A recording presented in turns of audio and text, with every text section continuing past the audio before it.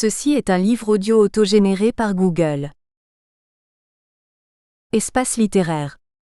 Collection dirigée par Maggie Albet. Dernière parution. Tommaso Meldolesi. Texte et poème autour de l'accident ferroviaire de Meudon, 1842. Une poésie de la catastrophe, 2012. Igor Justendongna. La folie des discours identitaires dans les nouvelles littératures, 2012. Richard Laurent au MGBA, André Ntonf Odir, Aimé Césaire et le Monde Noir 2012. Milan Bunjevac, Lire la poésie d'Alexandar Petrov 2012. Fabrice Bonardi sous la dire de Les Nouvelles Moissons 2012. Jean Sévry Un voyage dans la littérature des voyages 2012. Christine Fresneau Théodore Monod Le poète itinérant 2012. Anton Pavlovitch Tchekhov, correspondant de guerre 2012.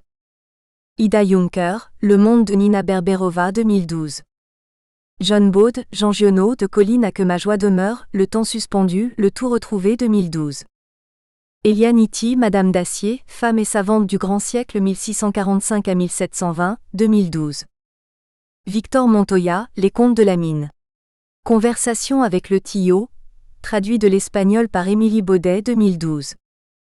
Nathalie Aubert Christian d'Autremont, La conquête du monde par l'image, 2012. Claude Friou Le chantier russe. Littérature, société et politique. Tome 3, écrit 1969 à 1980, 2011. Ricardo Romera Rosas, Jorge Luis Borges et la littérature française, 2011. Déborah Monsieur S, Palimpseste dans la poésie. Roubaud, Dubouchet, etc., 2011. Alexandre Ivanovitch Kauprine, traduit du russe, introduit et annoté par Françoise Wintersdorf-Fèvre, Récit de vie dans la Russie tsariste, 2011. Avant-propos. Jim Harrison, André Brink et Jorge Amado, trois auteurs masculins de la littérature contemporaine sud-africaine, brésilienne et nord-américaine, imaginent chacun le parcours d'un personnage féminin dans le contexte de la seconde moitié du XXe siècle. L'image de la femme, et en particulier de la femme métisse, véhiculée dans la littérature contemporaine, reste-t-elle le fruit d'un imaginaire à la fois nationaliste, colonialiste et par là même esclavagiste et raciste ? Que révèle l'emploi des concepts de nation et de métissage, quand ils sont associés à l'image de la femme ? Les trois écrivains, au seuil de la fiction et de l'histoire, proposent la réhabilitation de la femme dans l'espace du roman et au-delà, en élaborant des modèles de survie féminins. Teresa Batista, Dalva et Andrea Malga sont de véritables forces de vie qui bricolent les moyens de leur résistance à la fois psychique et physique. Elles font face à un destin déterminé par leur sexe et leur couleur de peau. Chacune des femmes, à l'identité à la fois une et multiple, devient la représentante d'une identité émergente qui aide à repenser la nation et ses symboles. Mais les œuvres de ces auteurs donnent également l'occasion de questionner la place de l'artiste et son sens dans un contexte d'urgence, ou face à des réalités obscènes et insupportables qui se déroulent sous leurs yeux. La réflexion menée autour des catégories du féminin et du masculin et des catégories raciales exige de grandes précautions langagières. En effet, rien de plus difficile que de vouloir remettre en question une réalité, celle de la distinction des races, tout en continuant de la nommer pour en comprendre le ressort imaginaire et les conséquences tragiques tout à fait attestées.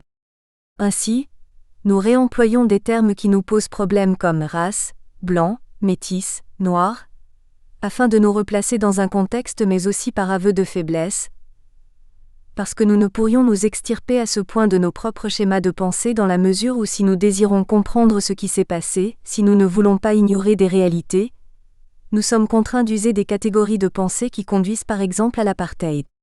J'espère donc avoir évité le plus possible la contradiction, celle de l'envie de ne plus considérer la réalité humaine sous l'angle de la race, et l'envie de comprendre comment des auteurs acquiescent une réalité raciale en la rendant positive, c'est-à-dire en créant des personnages métis dignes de symboliser une nation. La rédaction du mémoire achevé et que nous livrons en l'état, un certain nombre de questions se posent encore. Pouvons-nous davantage explorer le sentiment d'avoir affaire à des symboles de la nation ? La nation a-t-elle un genre ? Existe-t-il vraiment une identité de genre et de couleur ? Que dire de l'enfantement d'une nation métisse, sur les images de séparation et de perte liées à la figure de survie, mais aussi à leur prise de conscience identitaire. La question de la frontière qui découle non seulement des images de séparation, mais en outre des territoires dont elles franchissent les limites doit, nous semble-t-il, être poursuivie. Nous avons déjà repéré à ce sujet les instants particuliers où le corps de Dalva ou d'Andrea est une frontière dépassée pour épouser allégoriquement le relief du paysage. L'espace dans les 3 romans resterait un objet d'étude. Et aussi, de la même façon que nous avons comparé l'histoire des 3 personnages, il serait utile de comparer plus avant le contexte de composition de ces romans ainsi que le parcours des auteurs. On l'aura compris, ces précautions sont avant tout une invitation à poursuivre le travail. Introduction. Depuis les Women's Studies, mouvement initié par les universités américaines des États-Unis dans les années 70, on publie davantage d'ouvrages intégrant la question du sexe et du genre. Mais si ce mouvement revendique à travers le slogan We are one, we are women, l'identité féministe unitaire, les Gender Studies proposent dans les années 90 une approche plus globale de la question du genre. Cette approche, faisant suite à une décennie qui voit l'émergence du féminisme marxisme et du mouvement radical féministe favorable à la séparation des sexes, s'inscrit véritablement dans la pensée post-structuraliste décrite par Joan Scott ou Judith Butler. Il s'agit de transformer l'analyse sociale en analyse genrée de tout phénomène politique, social ou culturel. Ainsi, on s'intéresse non pas à une identité féminine particulière mais aux processus qui mènent à l'expérience individuelle ou collective de celle-ci. On démontre alors que les données du genre et même du sexe sont construites. Les théories queer contemporaines des Gender Studies insistent bien sur un jeu entre plusieurs identités possibles. Il est alors primordial de remettre en cause la stabilité des identités individuelles et l'étude du genre basée sur des faits biologiques qui permettraient d'universaliser et de légitimer la place attribuée par l'homme, de l'homme et de la femme dans la société. Surtout, les Gender Studies s'orientent vers des études philosophiques et littéraires. La littérature en tant que produit culturel et individuel représente et crée un imaginaire. Elle construit et est construite, elle est le fruit et la source. Attentive au mode de production du discours, les Gender Studies s'emploient à étudier la littérature pour en venir à la construction narrative des catégories sociales. Comme le préconise Jacques Derrida dans son explication sur le post-structuralisme, il ne s'agit pas de considérer le texte objectivement et scientifiquement, de s'intéresser seulement à ces structures en faisant abstraction des modes d'évolution, mais plutôt de cueillir la pluralité du texte grâce au décentrement de la pensée et du sujet. Longtemps, les concepts étaient étudiés de telle sorte que toute interrogation sur le genre était évacuée. Or, l'enjeu de notre recherche héritant des travaux post-structuralistes des Gender Studies est de redéfinir les concepts, précisément ceux de nation et de métissage, en portant notre attention sur les femmes, sans pour autant négliger la condition humaine dans son ensemble. Nous venons de dire que la littérature, relue par rapport au genre et considérée comme produit culturel, peut participer au conditionnement d'une identité individuelle et collective. Alberto Banti dans son ouvrage L'Onor della Nazione tente d'expliquer le paradoxe entre un imaginaire national et une réalité nationale. Comment se fait-il que la femme puisse être choisie comme figure de proue d'une nation en guerre, ou toujours prête à l'être, et ne pas avoir de place reconnue et visible dans la société au même titre que les hommes? Le spécialiste tente de déchiffrer l'idéologie symbolique que se choisit la nation, sans pour autant dissiper complètement la nature ambivalente de ces images de femmes armées, représentant des nations où les femmes sont exclues de toute activité militaire. Gilbert Durand le soutient également. La patrie est presque toujours représentée sous des traits féminisés. Il propose même de remplacer l'expression sentiment patriotique par sentiment matriotique. Mircea Eliade signale dans un des chapitres du traité d'histoire des religions intitulé « La terre, la femme et la fécondité » le nombre remarquable de mythes primordiaux qui assimilent la terre à une femme en raison de la fécondité qui caractérise l'une et l'autre. Par ailleurs, on ne peut ignorer l'imaginaire biblique occidental qui impose la figure de la femme pécheresse, cause des maux du monde. Dans tous les cas, l'imaginaire auquel nous nous référons ne semble pas refléter la réalité de la condition féminine, loin s'en faut. Plus concrètement, la faible représentation des femmes dans le monde politique par exemple, mais également l'attention insuffisante que nous leur portons dans nos sujets de recherche, nous interpellent justement. En effet, les conditions de vie des femmes restent fréquemment assimilées à celles des hommes quand il s'agit d'étudier un phénomène historique, alors qu'il est possible qu'elles s'offrent en réalité à un traitement différencié. De plus, lorsque le groupe d'hommes dans lequel on intègre les femmes fait référence à une communauté métisse, il a tendance à être amalgamé aux Noirs, d'où les nombreux ouvrages critiques abordant la population métisse sous le titre « Les Noirs ». Ces derniers ont en outre trop souvent été assimilés dans nos études aux populations pauvres. Or, la réalité tient à une distinction de race qui va de pair avec un traitement et une considération de l'autre particulier.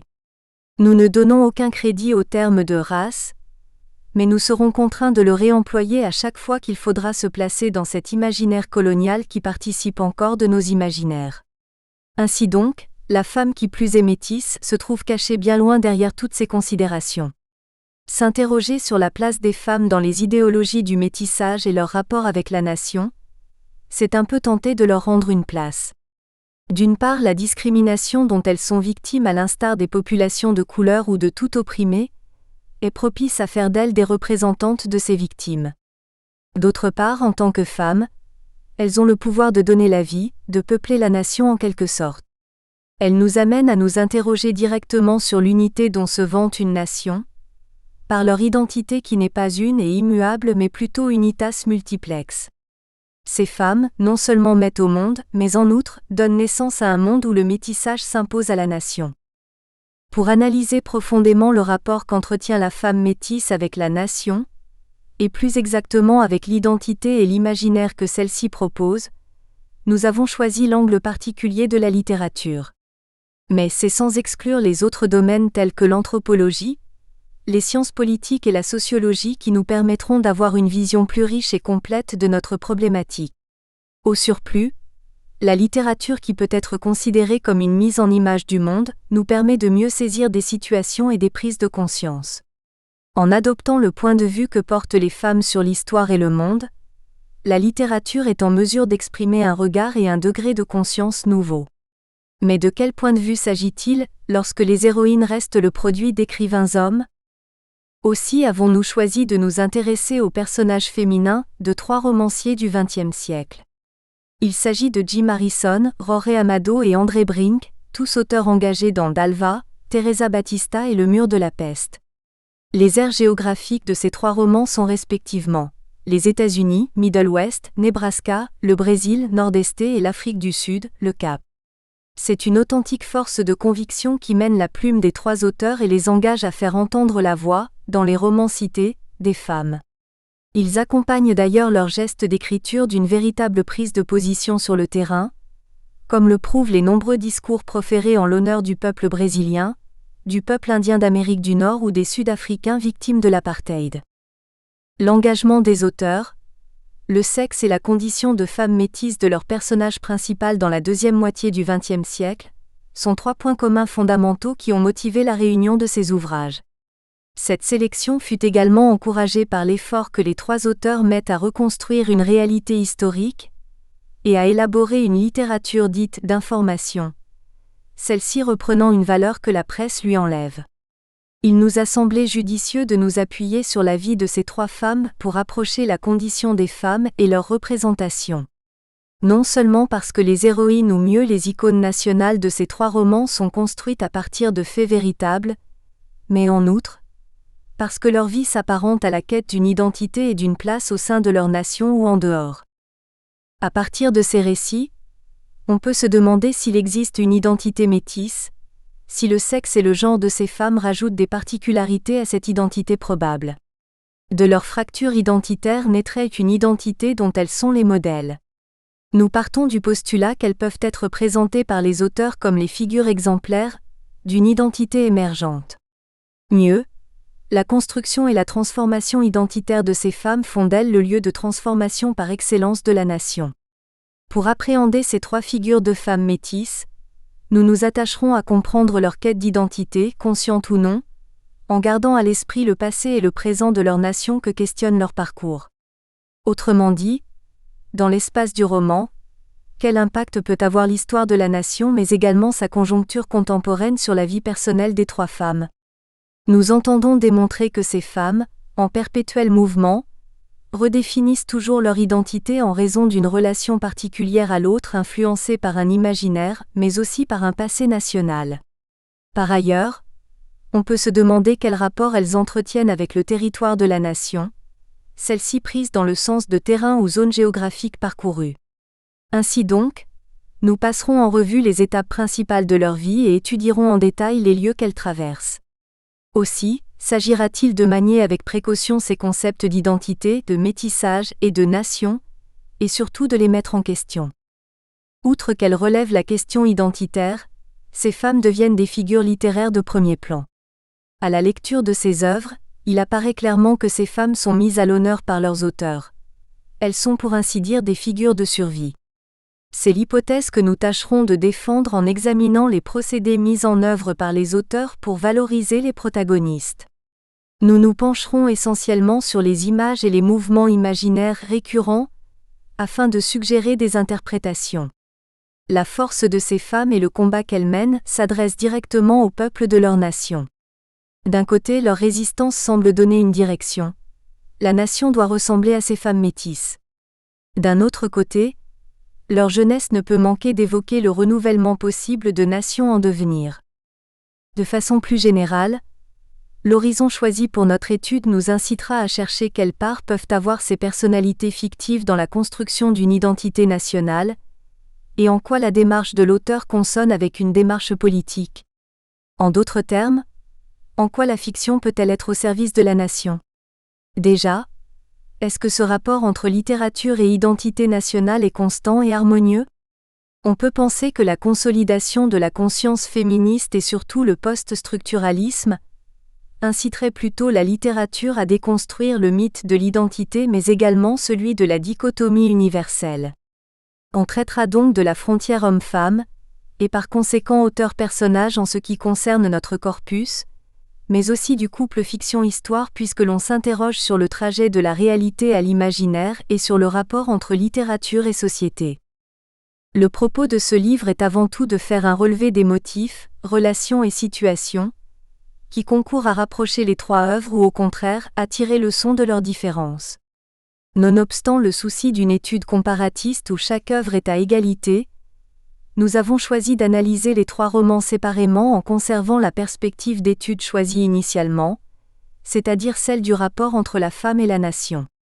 L'intérêt réside dans la mise en relief de traits caractéristiques du texte et de son personnage. Teresa a attiré notre attention car plus que d'Alva et Andrea, elle prend les allures d'un véritable mythe national et en ce sens, cette femme acquiert une place symbolique exceptionnelle au sein de la nation. Au regard d'une construction perpétuelle de la nation Brésil et d'une quête de la brésilianité, quel est le rôle de celle que les colons ont appelée inventer la mulâtresse, pour désigner celle qui naît de l'union d'une personne noire et d'une personne blanche, et quels sont les enjeux dont elle est le vecteur. Andrea n'est pas moins captivante. Abrink semble mettre en scène un processus initiatique et émancipatoire, qui conduit Andrea à résoudre ses conflits intérieurs et à retrouver une place au sein de l'Afrique du Sud. Sa trajectoire intérieure et extérieure a un véritable impact sur les personnages qui l'entourent, mais aussi sur l'auteur lui-même et le lecteur. Il est probable qu'à leurs yeux, la lutte d'Andrea et les modalités de sa résolution créent l'image d'une femme Afrique. Enfin, le personnage féminin de J. Harrison est tout aussi fort et surprenant que celui de J. Amado et celui d'Abrink. Dalva est à la fois humaine et mythique à travers une douleur et une conscience héritée d'un déchirement entre deux civilisations. En elle vivent l'indienne et l'enfant. Représentante d'une nostalgie à la fois personnelle et collective, Dalva est un personnage qui appartient à tous les mondes et à toutes les consciences. Elle est du monde entier, c'est-à-dire de tous les mondes possibles qui s'offrent en même temps à son regard méditatif. Mais avant d'examiner, d'une part, l'identité des trois femmes et leur force de vie exemplaire et d'autre part, l'originalité de chacun des romans, il paraît opportun de réfléchir sur les concepts de nation et de métissage, dont la définition reste problématique. Nous donnerons aussi un aperçu de ce que peut être la condition de la femme dans les trois pays concernés. Chapitre 1 Femmes, nation et métissage. La nation.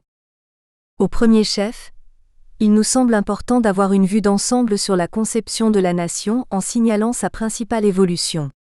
C'est pourquoi nous faisons remarquer le passage de la natio, expression du Moyen Âge pour désigner la nation-ethnie, à la nation moderne qui nous intéresse plus particulièrement. Suivant l'ouvrage de Frédéric Monneron, Mythe et nation, la grande différence entre la natio et la nation moderne s'expliquerait en termes d'héritage.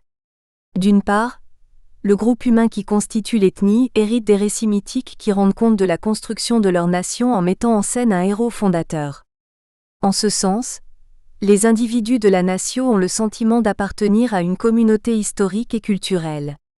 D'autre part, il n'est plus question d'héritage pour la nation moderne, mais d'un projet politique élaboré par des citoyens définis comme individualités juridiques, abstraction faite de leurs appartenances. Autrement dit, on passe des sociétés holistes à des sociétés individualistes. Mais s'il existe des différences remarquables entre la nation et la nation moderne, on note également pléthore de définitions ou de traditions en ce qui concerne les nations modernes. Nous rejoindrons sans hésiter Pierre Fougerolas lorsqu'il déclare que la nation n'est pas une réalité simple, élémentaire et immédiatement saisissable, et que sa définition n'est pas aisée. En dépit de cette difficulté, nous pouvons faire remarquer que la nation serait à la fois le résultat de l'histoire et une construction historique. L'État, en rassemblant les citoyens d'une communauté, peut entraîner la formation d'une nation, ou tout simplement, la nation est la conséquence naturelle de l'existence d'une communauté d'individus. Notons au passage que le peuple ne doit pas non plus être assimilé à la nation, ou être utilisé comme un synonyme de nation car même si celle-ci peut se fonder soit sur l'individualisme soit sur la communauté, elle désigne principalement l'organisation des institutions et de la cohésion sociale des collectivités humaines. Surtout, nous tomberons d'accord sur le fait que la nation est avant tout une invention historique et symbolique. P. Fougerolas parle d'artefacts historiques ou culturels pour insister sur l'idée que la nation est le résultat d'une volonté, et non pas d'un processus de bouleversement hasardeux de l'histoire. Plus exactement, F. Monneron, en analysant le rapport entre les mythes et les nations, avance l'idée que pour établir une nation, il faudrait nécessairement faire appel à un mythe fondateur car toute fondation de cité, de royaume ou d'empire appelle un fondement mythique. Celui-ci correspond à une construction historique qui implique la réécriture d'une histoire, justement permise par un mythe d'origine souvent très proche d'un mythe précosmogonique, souligne F. Monneron. À propos de la construction intentionnelle d'une histoire qui modifie notre perception du passé et de nos origines, Ernest Renan fait remarquer que si la nation se montre capable de créer une mémoire commune, elle est tout aussi capable de créer un oubli commun. Ainsi, même si la nation se base sur des valeurs individuelles, nous explique l'auteur de La Nation aujourd'hui, forme et mythe, le geste fondateur de la nation, parce qu'il correspond à une évolution créatrice, reste un geste holiste. Seulement, le mythe se maintient sous de nouvelles formes qui ne le rendent pas toujours visible immédiatement. F. Monneron repère toutefois une prégnance mythique dans les textes constitutionnels, de la même façon que Marcio Sergio Batista Silveira de Oliveira décèle dans les discours politiques qui accompagnent le déplacement de la capitale du Brésil à Brasilia, les indices d'un mythe de la nation. En effet, M.S. Batista rapproche la formation rationnelle d'une nation, et notamment celle du Brésil, de la formation d'un mythe. En fait, ces analyses tentent d'avoir dans le texte historique ou institutionnel une narrative mythique. En ce sens, le texte informatif, politique ou de loi reprend les procédés d'un récit mythique. Par ailleurs, si nous avons souligné l'aspect mythique de la nation, Benedict Anderson, lui, met bien en avant l'idée d'un imaginaire de la nation. À ses yeux, la nation est imaginée et n'a rien de réel. Elle s'appuie sur un double sentiment, souvent celui du patriotisme et celui d'être lié à d'autres individus sur un même territoire délimité, alors que nous ne voyons pas tous ces individus ni même tout le territoire. En d'autres termes, il est probable que ce lien ne soit jamais qu'imaginaire. Un autre élément s'insère dans l'imaginaire de la nation, c'est l'identité donnée à la collectivité sociale. Notons que pour P. Fougerolas comme pour M.S. Batista, la nation est un point de repère à partir duquel les sociétés prendraient conscience d'elles-mêmes. Autrement dit, la nation véhicule ou offre une identité à la société. MS Batista parle même de la nation comme d'un principe d'identité. Cette identité serait tout aussi imaginée que la nation qui la transmet. De plus, la nation, il ne faut pas l'oublier, est une intention motivée par des intérêts souvent politiques. La nation comme projet n'est pas systématiquement le fruit d'une concertation entre le peuple et l'État, ou alors on atteindrait l'idéal de l'État-nation. En effet, quelle est la nature de la prise en compte du peuple par l'État, dans son projet de consolidation d'une nation puissante face aux autres nations? Enfin, il nous reste à désigner des types encore plus précis de nations comme le fait P. Fougerolas lorsqu'il parle de nations révolutionnaires et de nations conservatrices. Les premières sont celles qui luttent contre la métropole coloniale, alors que les secondes construisent de nouveaux États. Au surplus, les nations issues de la décolonisation sont reconnues comme des jeunes nations alors que les nations qui les ont colonisées sont appelées les vieilles nations. F. Monneron propose même les définitions importantes de nations inachevées, ce qui au passage montre bien que la nation n'est pas une donnée, et des au-delà de la nation, car il y aurait des ensembles qui dépasseraient les limites de la nation. Pour l'heure, il nous importe avant tout de montrer que la définition du terme de nation pose problème étant donné qu'il existe plusieurs traditions nationalistes, des constructions nationales variables et que des valeurs ethniques semblent ressurgir au sein même des nations modernes. Dès lors que nous avons compris qu'une nation est liée à une identité, une histoire et un imaginaire, il devient intéressant de questionner son rapport avec la femme. L'image de celle-ci sert souvent d'allégorie nationale, mais la réalité tend à la mettre de côté. La place de la femme et sa difficulté à la trouver au sein de la réalité nationale nous permettront d'interroger à nouveau la définition de nation et son imaginaire. Pour finir, les femmes de notre corpus étant considérées comme des métisses, il nous a paru fondamental d'examiner la notion de métissage. Le métissage. Sans tenter de répertorier toutes les définitions du terme ni tous les dynamismes et les mécanismes qu'il recouvre, il est important de circonscrire le concept de métissage et le qualificatif métisse, afin d'appréhender correctement les trois personnages qui nous intéressent. Issu du latin mixtus qui signifie mélanger, mêler, la notion de métissage et plus largement le phénomène du mélange pose problème dès lors qu'il renvoie à plusieurs acceptions. Notons qu'il existe d'innombrables métissages aujourd'hui depuis que le concept s'applique à tous les domaines tels que la médecine, la littérature, la religion ou encore les sciences et les arts en général. Serge Gruzinski, dans Passeur culturel, en déduit que le terme de métissage, réduit à une idéologie nouvelle issue de la globalisation, finit par ne plus rien dire et par être contesté puis rejeté. De surcroît, nous pouvons d'ores et déjà constater que le terme de métissage s'inscrit dans une constellation de termes tout aussi délicats à définir, tels que culture, ethnie et identité. On se plaît encore aujourd'hui à distinguer, à tort, le métissage biologique du métissage culturel. Sans embâge, S. Grunzinski prévient de l'ambiguïté non seulement de chacune de ces notions mais en outre du rapport flou qu'elles entretiendraient. Pour reprendre la pensée ethnocentrique européenne du XIXe siècle, le métissage biologique évoquerait le mélange, pour ne pas dire la contamination, de deux corps purs qui entraînent le passage de l'homogène à l'hétérogène. Or, ces valeurs nous laissent perplexes. Il faudrait tenir pour vrai l'existence à un moment donné d'un corps pur ou d'une race pure. Cette idée est le fondement de la pensée raciste qui a vu dans le blanc la couleur de la race parfaite, et dans le noir la menace d'une dégénérescence de cette perfection. Cette dichotomie est artificielle attendu que la couleur de peau n'est pas intrinsèquement liée à une culture stable et délimitée, à une seule langue, à un seul espace, ni même à un groupe unique et homogène d'individus.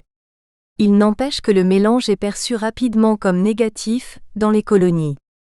Il en résulte que les métis, dont la couleur ni noire ni blanche symbolise un péché de chair, sont méprisés par les blancs et souvent même par les noirs. Rejetés par les uns, refusés par les autres parce qu'ils incarnent l'ancien péché de leur père, les métis sont de douloureuses figures tiraillées entre leurs origines et vouées à des destinées tragiques dont s'emparent les écrivains. La classification hiérarchique européenne des races humaines a favorisé la marginalisation et l'exclusion des métis en particulier. Pire encore, cette classification qui s'appuie sur la notion erronée de race a donné lieu à des régimes ségrégationnistes comme aux États-Unis ou en Afrique du Sud avec l'apartheid. Cependant, Le concept de métissage ne se fonde pas obligatoirement sur cette hiérarchisation des races et ne renvoie pas systématiquement à une pensée raciste. Aux yeux de Magnus Mørner, en 1967, les termes de race et de métissage n'ont plus de signification biologique précise et renvoient à des formules rhétoriques sans contenu réel. Quant au métissage culturel, il désigne le fruit d'une rencontre entre des civilisations de cultures différentes. Cette notion entraîne celle des phénomènes d'acculturation et d'assimilation qui exercent une influence sur les identités. Pour reprendre l'analyse de M. Mørner sur le métissage en Amérique latine, l'intensité du métissage a initié un mouvement d'acculturation. Cela signifie que l'individu perd peu à peu sa propre culture et finit par assimiler une autre culture en présence de laquelle il se trouve. M. Mørner, pour illustrer ce phénomène, montre que les esclaves noirs au Brésil, étant dispersés les uns des autres et proches de leur maître blanc, ont fini par employer la langue de celui-ci. Mais ces deux phénomènes sont subis par tous les groupes en présence puisque les frontières qui les séparent ne sont pas étanches. Cependant, il est bien évidemment visible qu'une culture prédomine. Dès lors, on devine une des difficultés à laquelle doivent faire face les trois personnages féminins, car ceux-ci portent en eux les origines des colons dominateurs et celles des colonisés. Nous avons davantage montré la polysémie des deux termes que fixé leur définition. En réalité, toutes les définitions proposées nous permettent de saisir les notions de métissage et de nation. D'abord, les deux concepts renvoient à un contenu imaginaire. Autrement dit, les réalités que s'obstinent à désigner ces termes sont imaginaires.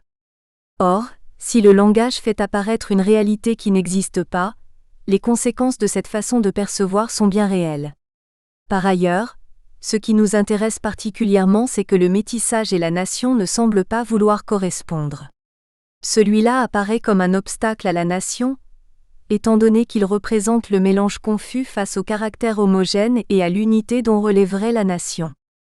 B. Anderson affirme que l'existence nationale est assimilée à la couleur de la peau, au sexe, au parentage et au lieu de naissance, à toutes ces choses auxquelles on ne peut rien. Or, la construction d'une unité nationale établie en fonction de ces critères correspond aussi à l'exclusion de groupes entiers. Ainsi, certaines de ces caractéristiques relèguent les personnages féminins du corpus au banc des opprimés de la nation. Nous tenterons au cours de notre étude de déterminer si la place que leur donnent les romanciers correspond à la réalité ou à l'imaginaire national. Pour revenir au contexte des trois romans, voyons à présent comment se comportent les États-Unis, le Brésil et l'Afrique du Sud face au métissage et plus précisément au XXe siècle. Le métissage entraîne des bouleversements socio-culturels qui déterminent des nouvelles façons de vivre ensemble ou de vivre séparément.